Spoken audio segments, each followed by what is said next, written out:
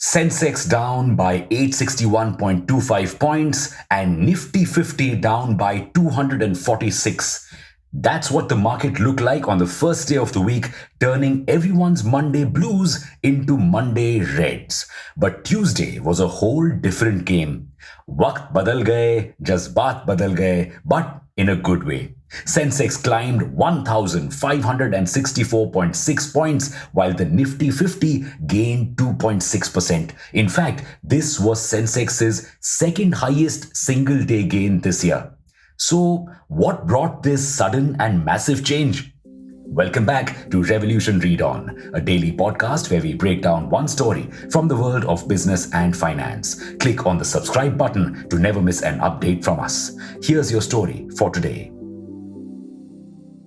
A major reason behind the current rise in the stock market is the Jackson Hole Conference.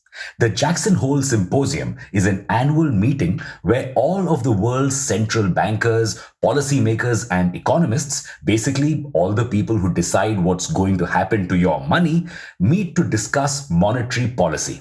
This year, it took place between August 25th to 27th.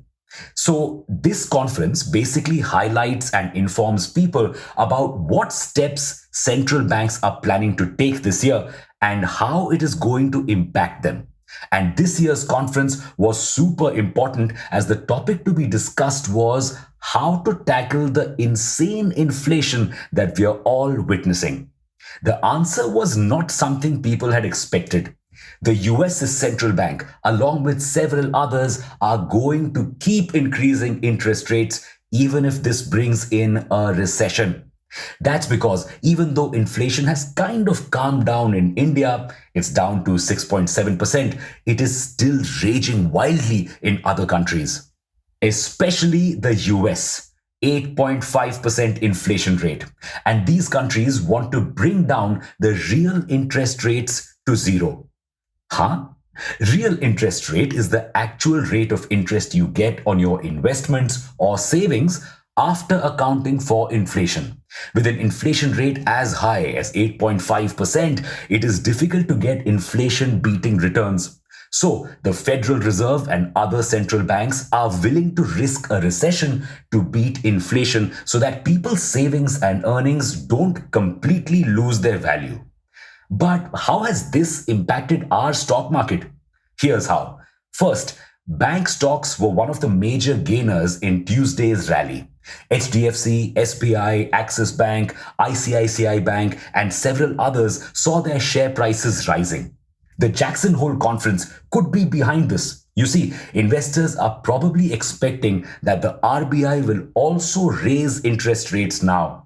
And high interest rates mean that banks and financial institutions will see higher earnings. Second, the conference has also fueled fears of a recession in the US.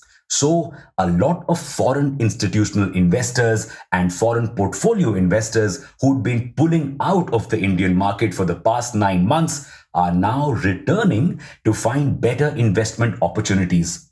Just till August 19th, FIIs bought shares worth $4.6 billion, up from $600 million in July. This has also helped stocks gain. Third, recession fears have also brought down oil prices because if there's a recession and the economic growth slows down, the demand for oil will fall. Thanks to these fears, oil fell by over $5 to $99.31 per barrel. Now, when oil prices fall, stocks usually rise because a decline in oil prices could help most companies increase their profits. So, this also contributed to the rise of the stock market. And the same reason can also be applied to the dollar's fall.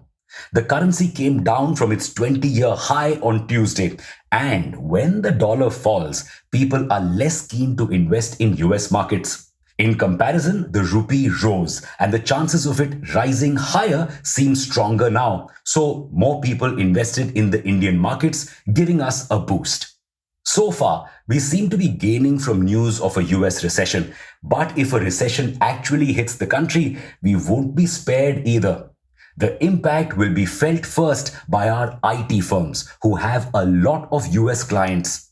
then by our startup ecosystem, who'll see the funding winter get colder. Just the news of a US recession could also make people more cautious about how they are spending money, which could reduce demand in the Indian markets as well, triggering a recession here. So we need to be cautiously optimistic. Here's another interesting fact. Indian equities currently have been performing much better than our emerging market rivals. While the MSCI India Index, which provides stock market performance analytics, has gained 50%, the MSCI Emerging Markets, or the EM Index, has fallen by 22%. The price to earnings ratio of MSCI India is 24.5 and the price to earnings ratio of MSCI EM is 11.2. But this isn't good news. You see, data since 1995 shows that anytime Indian equities are trading at a 100% valuation premium, meaning they are twice as expensive as other emerging markets, markets tend to correct, which means fall soon after. This, along with the threat of recession, means we could soon be in for a massive downturn in the stock market. Do you think the markets are going to correct soon, or are we in another bullish phase? For now, we've come to the end of today's story. Thank you for tuning in to this episode. We'll be back with more tomorrow.